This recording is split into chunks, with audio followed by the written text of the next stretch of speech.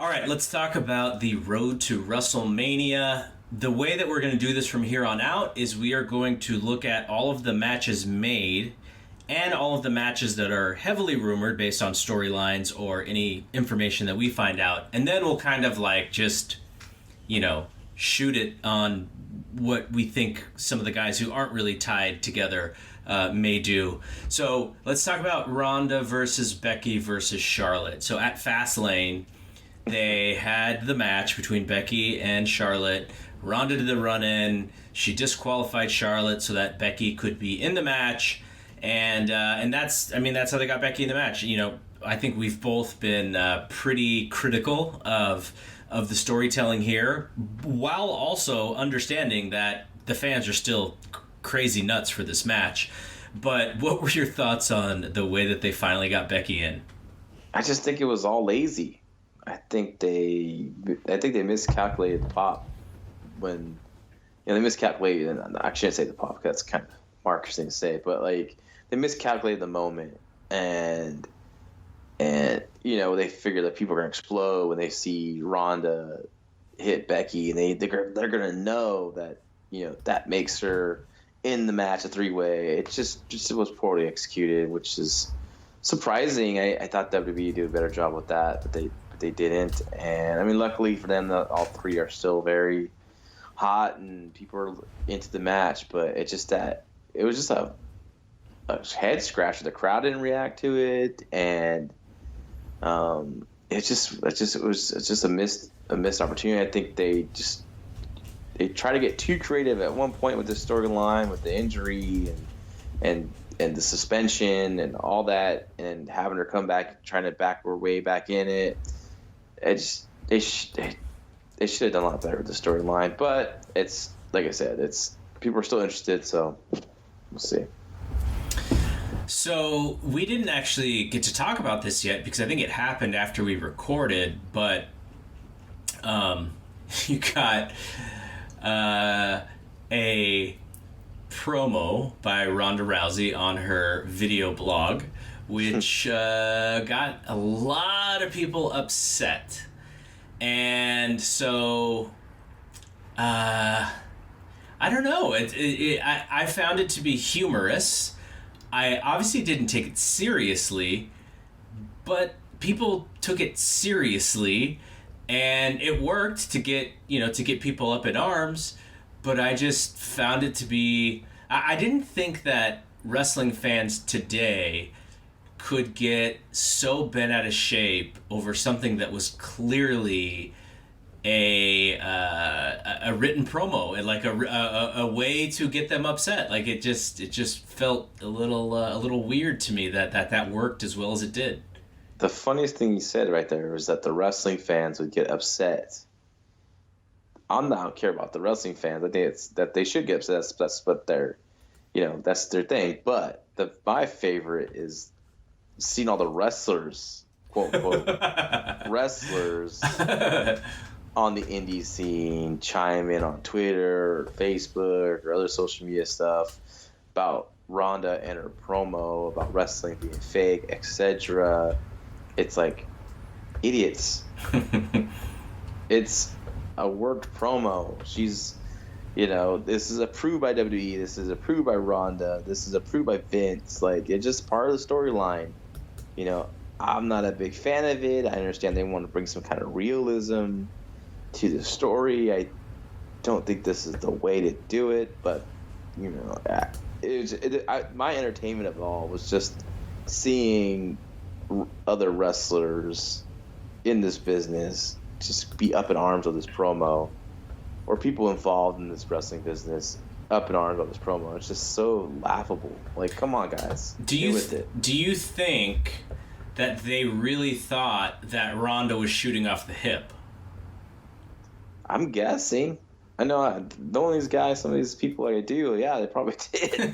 You know what I mean? So like, it's just it's crazy how it's funny seeing how people in the business can get worked as well. So well, and here's the thing, right? If you disagree with the way that they are telling the story, I completely get that, because you the way that pro wrestling storytelling should be told, you have a certain perspective of how you think, things should, the wink wink nudge nudge kind of way. Like maybe you think that it's not creative to sort of do the inside stuff the way that they did it with Rhonda basically saying, I mean, she was about to say it was fake, and then she caught herself and said it was scripted, and then she shot on the fans, which was pretty hilarious to me.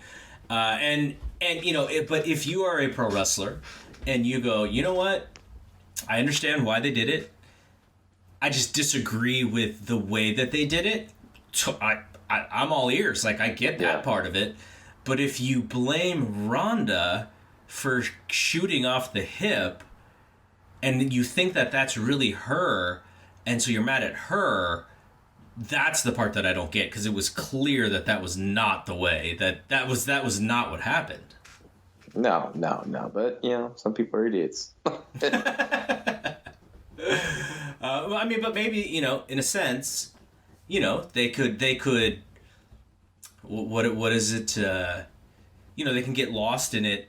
Like when you're younger and you become a fan, you kind of get lost in the reality of it, and maybe for a second they're like, "Oh man, like they got me." But then to go on Twitter and type up something, after you've already digested what it was, that's kind of silly. But hey, whatever. Maybe Rhonda just did such a great job that was what happened. Yeah, no, she's great. Like I said, I love bitch Rhonda. Like, I want more of it. And I'll talk about another person I wish was around more too. When we go down this card. So basically, the story was that Rhonda came out on Raw and, just said that she told Becky she was going to beat her up, and she did, or maybe that was in the promo that she did on the video blog, but. She said, you and Charlotte, the reason why I want you in the match is because now there are no barriers and I can just beat the living hell out of you, which brought out, why am I forgetting her name? Who came out to do the promo, or to cut the promo on Ronda? Come on, how can you forget Dana Brooke? Oh, Dana Brooke. She comes out, and a lot of people liked her promo because it was like very like from the heart. Like, I've been working my ass to get here, and this is what I do for a living. My problem with it is, if they had teased this version of Dana Brooke for 4 weeks and she actually got like a win or two on TV, then I go, yeah, I can get behind that. But she hasn't done anything, so how do I know what she's been, that whole thing? Like, I just thought that was so, like, why her, and why it would have been so much better, and maybe they don't want to move in this direction because, Natty was doing something with Beth, but why doesn't Natty cut that promo? Yeah, no, I agree. Yeah, you can't expect fans to get behind Dana Brooke in this emotional promo that she's trying to cut when they haven't seen her for months, if, whatever it was, if they, like you said, if they had her for a few weeks, like giving her all, improving the ring, she'd come up on the losing end, but the announcers focused on how she's been improving and trying harder, blah, blah, blah, and then this promo makes sense. But I love that Ronda destroyed her, though. Yeah, she killed her. Oh, that was great. And, man, that was that Samoan drop kind of move she does. Woo! I thought she was gonna kill Dana Brooke with that. That was scary as hell. I popped, like, not in excitement, just in horror. I was like, oh my god, I thought she was gonna really hurt her neck with that, but it looked good. So the thing that Ronda's been doing is she has been like speed promoing. Like, she's going through these promos so fast, and I think it works because she's pissed off. She doesn't want to do the slow Triple H cadence on the promo that everyone has to do, and we sit there for 20 minutes. It's different, and I really like it. Now she's got to do a fast version of, words that say stuff like desecrate the place they love. Like, no one really talks like that. So she's doing a hell of a job memorizing that and speed promoing. But What do you think of the whole WrestleMania sign that they point to? To me, it is so lame now, and it's so lame that the crowd absolutely doesn't pop for it anymore when it used to be the cheapest pop of all time.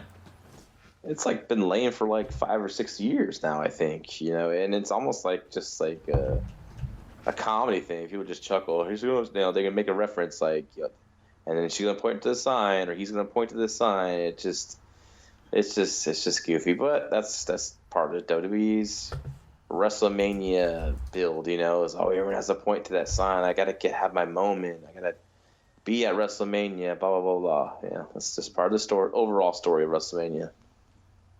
And so on SmackDown, they had Becky come out, and Becky's version of the story is she got Ronda to disqualify her because that's what she wanted to do, and she played Ronda like a fiddle. And then Charlotte came out, and Charlotte got 2 new nicknames this week. The first one was the Golden Girl. And if you search Golden Girl in Google, all you're going to see is the old women from Golden Girls. So I don't know about that nickname. And then the other nickname she was given was Miss WrestleMania. She gave herself that one. And so she talked about how, Becky's kind of a flash in the pan, and she's been doing this for 4 years. And Becky basically said, well, you've been doing this for 4 years, but guess why we're main eventing WrestleMania? It's because of me. And that was their little standoff. Now, if you're wondering about Becky's knee, so Charlotte puts her in the figure 4 right before she gets disqualified in the match at Fastlane. And so you would think that, wow, this really jacked up knee, Charlotte puts a figure 4 on it, Ronda disqualifies Charlotte, that her knee would actually be in so much worse shape being in the figure 4, considering that Charlotte taps people out in that move. She didn't bridge in it, but still. Becky comes out with the crutch, throws it aside, and just walks down. And it's just like, I'm good. Like, I'm still limping, but I don't need the crutch anymore. So I was very upset. Not upset, but I just thought that was not good storytelling at all. Well, in Becky's defense, she had a lot of good treatment on Monday. Okay, so that's where we are with that match. Brock versus Seth. Seth has been doing stuff with the Shield, and we got to see that great match at Fastlane with the Shield finally back together for that one time. They came out on Monday as a sort of a farewell address, and they really did nothing except, say that, okay, now we're going to go our separate ways. Seth's got this title match. Roman needs to get back in the singles thing. And Dean said nothing. So that set up Paul Heyman coming out to talk to Seth. And this is some really backward story. Not backward, but you're really getting, the fans to stop using their brains here if this is what you're doing. But the idea is that Seth is fast, and he's small, but he's athletic, and Brock has troubles against those guys like Daniel Bryan and Finn Balor. Now, I buy it for like a second, because then if you go, yeah, you're right, Brock has had problems with those guys, but wait, who has beat Brock? Oh, it's these big guys like Roman Reigns and The Undertaker. And so I like the attempt, but after about 30 seconds, I was like, you guys are not fooling me with this nonsense. I didn't think it was that. I didn't think it was bad. I thought it was pretty good. I kind of liked how they made these Brock's history kind of like play into the story that, Seth was, trying to compare himself to smaller, faster guys, and, but he did say that he was going to be the one that beats him, though, unlike Finn Balor, Daniel Bryan, and AJ Styles. I like this. I like this. Now, what happened after? No one cared or reacted. Shelty B? You weren't impressed with Shelty B? Also known to some ladies on the indie circuit, Shelty. Uh, that's an old inside joke.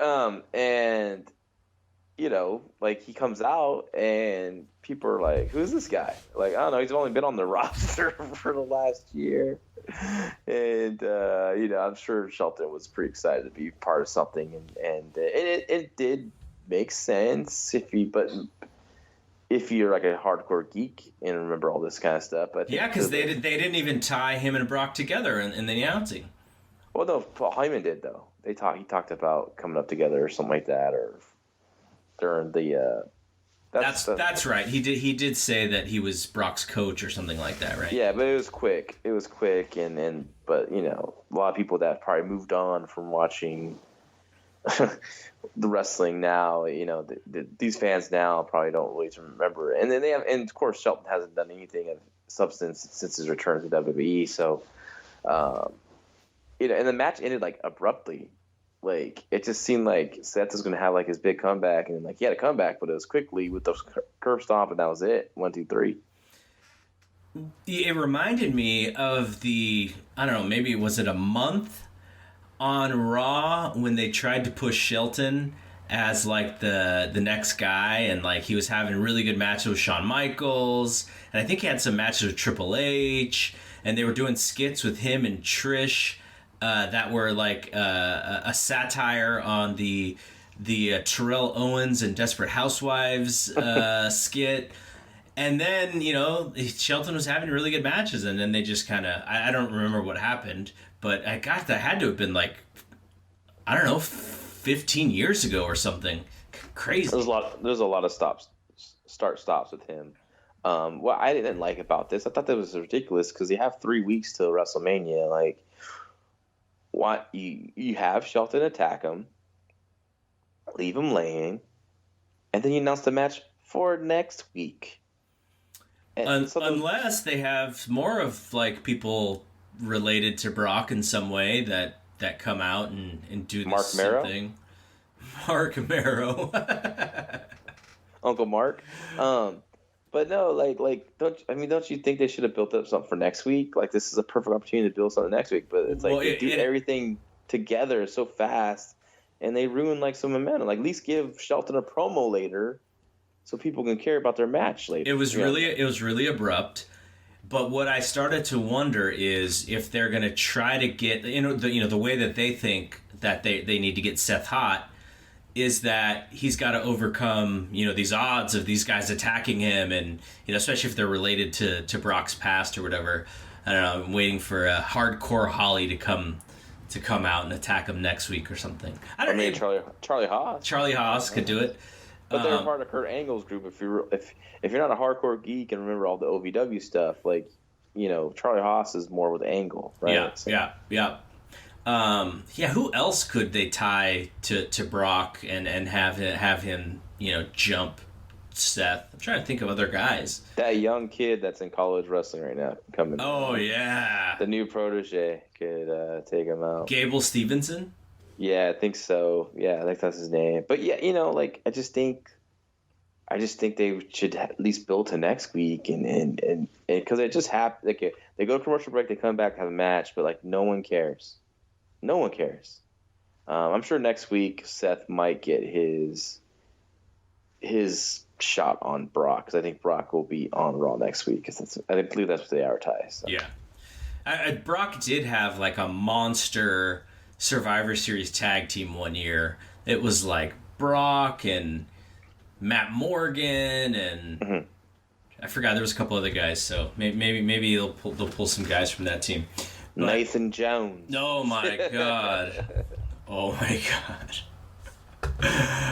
Okay, so they are hopefully getting a little bit more. And some of the reason why this has felt a little bit flat is because Seth got hurt and he wasn't working, so he's back and now he could do stuff. So hopefully they move full speed ahead. So Daniel Bryan beat Mustafa Ali and Kevin Owens in another good match at Fastlane. And I think, they made people really feel like Kofi was getting screwed at Fastlane, and they did the same thing on SmackDown. So here's how they're going to at least try to get Kofi Kingston into this match. So he had a long interview segment in the last 10 minutes of SmackDown. And basically, they are portraying Kofi as... Or, I'm sorry, Vince is portraying Kofi, or he's treating Kofi as if he was like an employee of the year kind of guy. Like, comes to work, never shows up late, always dependable, I can count on him, but he's not a main guy. And he said, I like this line, Vince said that Daniel Bryan told Vince that Kofi Kingston was a B-plus player. And so the New Day, you had Big E and Xavier basically cutting Kofi's promo for him, which set up Kofi cutting a pretty good promo about how, you know, this is his livelihood and he's been with the company for so long. It's given him a great family. He's traveled the world, but he's also sacrificed stuff like, you know, he hasn't been able to take his kid trick-or-treating on Halloween because he's been on the road. He missed, when his kid lost his first tooth and the tooth fairy. So then Vince basically said, here's what you need to do, Kofi, if you want to get into WrestleMania. You have to beat Randy Orton, Samoa Joe, The Bar, and Eric Rowan in a gauntlet match to get into the match against Daniel Bryan. They also had the New Day interfere in, there was a 8-man tag earlier, and they kind of cleaned house, and then at the end of this show they cleaned house. So I gotta believe that the New Day is part of helping Kofi get into this match.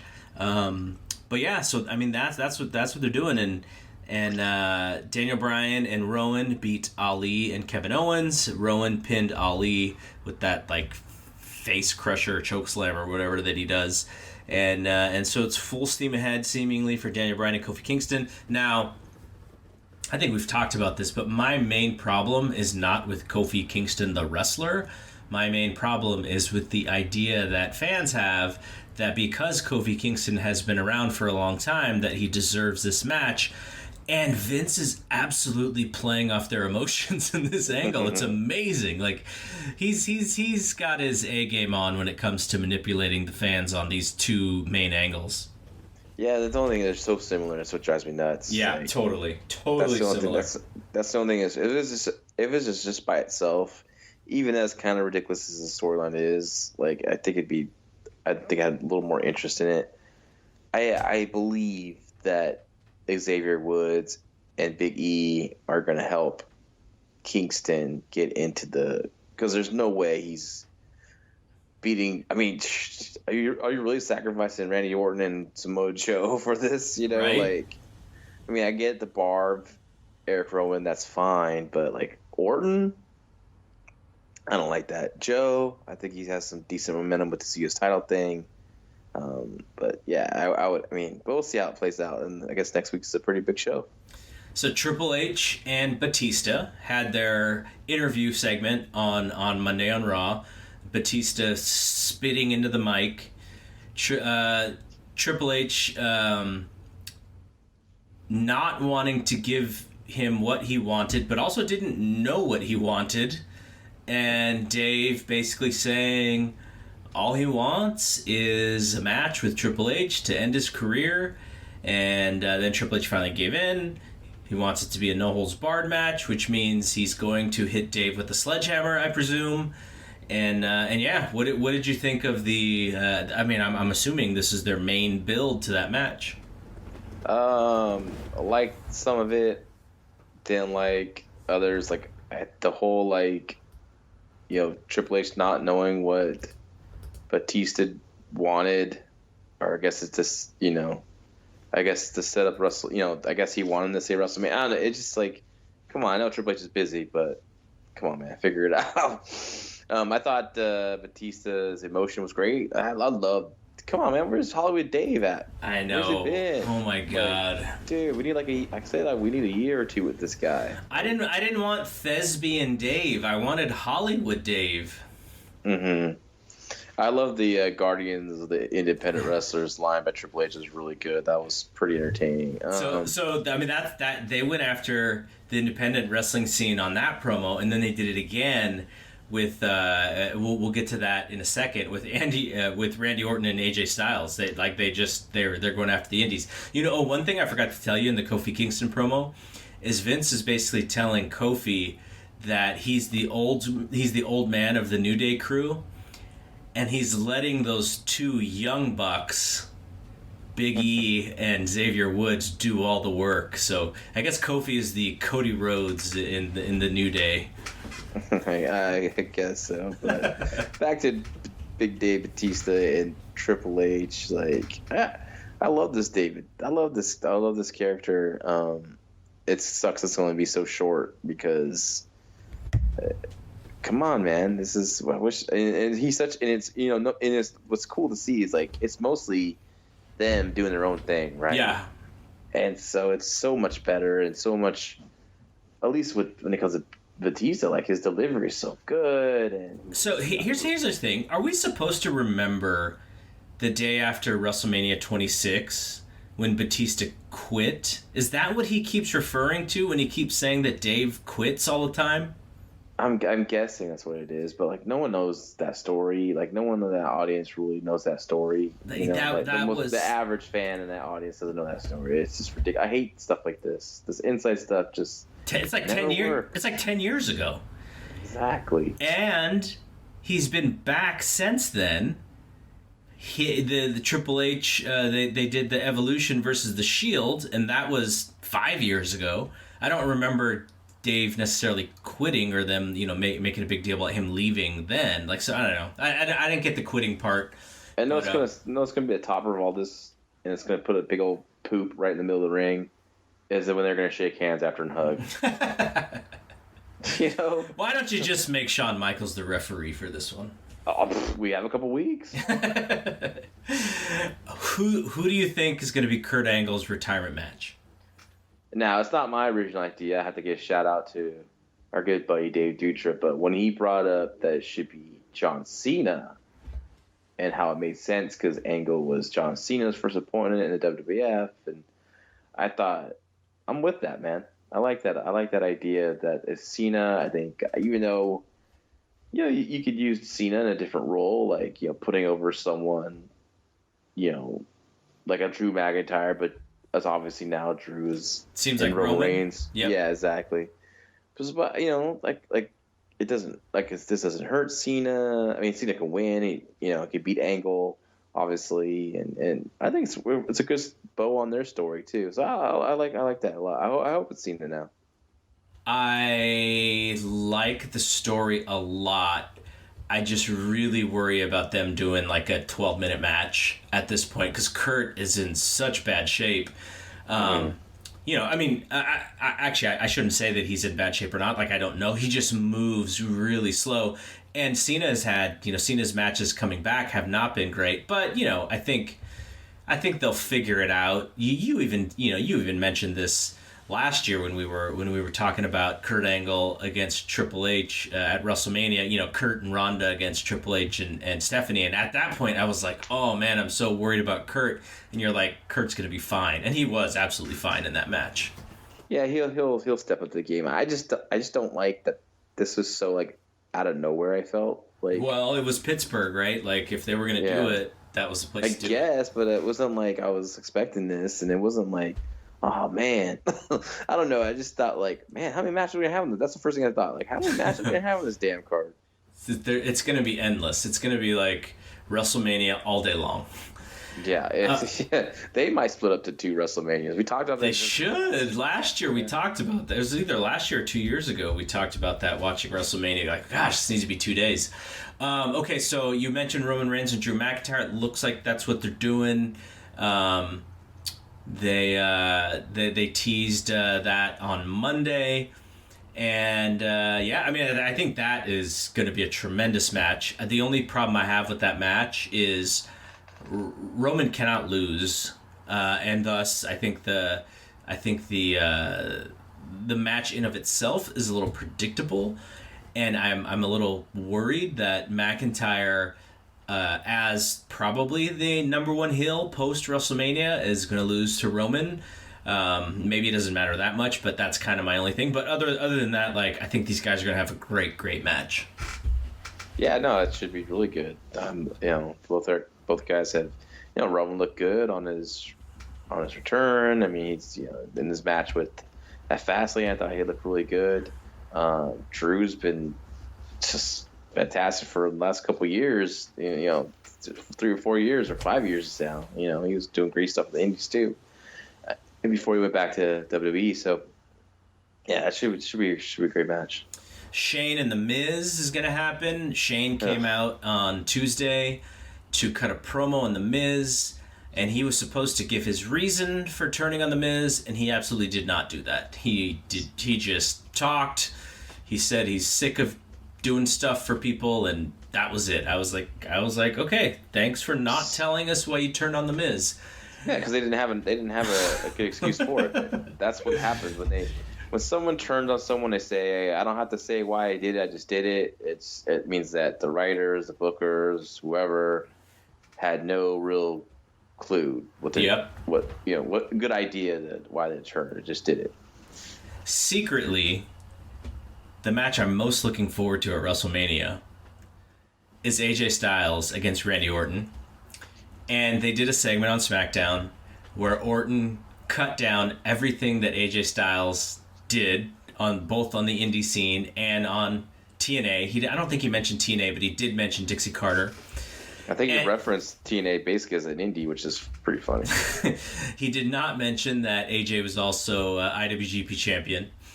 But AJ then cut down Randy for having everything given to him, including being in Evolution with Triple H, who had the most stroke. So they're using inside terminology here as well. And so, interesting.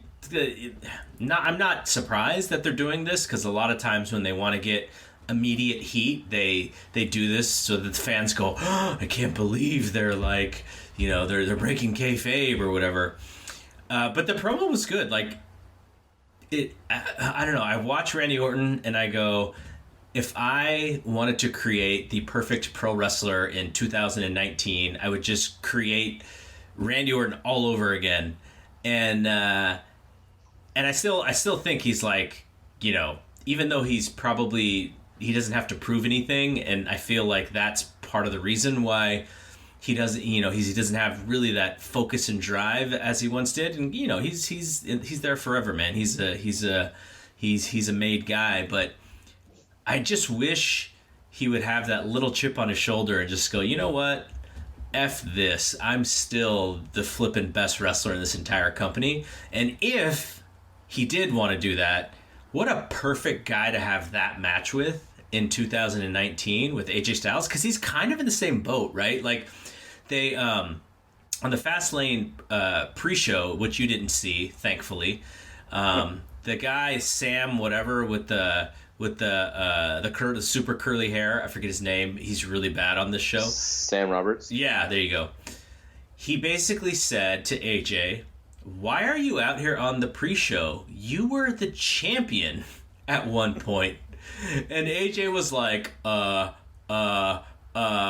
on, you can't win them all. Like, it was like almost like it caught him off guard. And so I feel like that's also part of the thing, is like AJ's like, what the F, man? I was the champion at last year's WrestleMania, and I don't want to be put in an afterthought match. So I'm secretly hoping that these guys like pull out all the stops, and it's one of those like, yeah, try and follow that kind of matches. I don't know if they'll have the time, and again, you need sort of a very inspired and passionate Randy Orton in order to do that. But this is like the match I'm most looking forward to in the whole show. Yeah, they get the time, and Randy Orton's gonna step up and have a good match, especially for WrestleMania, and same with AJ, of course. So I mean, they had a really, when I think it was one of AJ's, it was his first year he was here at WWE. That SmackDown match. Yeah, that match was great, and maybe want more and more of that program, which you never got. So now we're getting it. And didn't he try to hit the phenomenal forearm, and as he went off the rope, then Randy caught him in the RKO? Yeah, or he faked something and then hit the RKO or something like that. He almost like something interesting like that. It was a good match. I mean, people should definitely seek that out and rewatch it. I'm sure it's on the network by now. It definitely is on the network by now. Yeah, so, absolutely. It was just a really good match, and I think I even picked it for my top 5 of that quarter. Yep. But yeah, I mean, it's just on WrestleMania, so obviously it's the first match of the program. So I assume Orton gets the win here and sets up future matches between those two, and they should be good. I hope it's for a title eventually, but it looks like Daniel Bryan will be in the main event mix for a while, and he deserves it so because he's been great as this character. And so the only other match that at least they are hardcore teasing and that they have stuff going for is a program that I'm not currently watching because I don't watch 205 Live, but Buddy Murphy is going to face the winner of the 205 Live number 1 contender tournament. And the finals of that tournament are Cedric Alexander against, I think it is... Tony Nese. Tony Nese. There you go. I was going to say Drew Gulak, but then they had the match, and so you're right, Tony Nese. So I'm not following it like New Japan Cup, but Cedric Alexander and Buddy Murphy, if that is where they go, those guys have great matches all the time. So if that's what they want to open, the pre-show to WrestleMania with again, like fine by me. It just means that I'll probably watch most of that pre-show then. Yeah, it'll be on the pre-show for sure. And it'll be a great match for sure. And it'll be interesting to see what happens after that match come the next night. So it should be... Are you teasing? Is it like a little tease of... I don't know. I think things are be happening. Okay. I think it's a day after WrestleMania, and we'll see what's next. All right. Well, leave us hanging. Why don't you? And maybe we'll talk. Maybe we'll talk about it more as we get closer.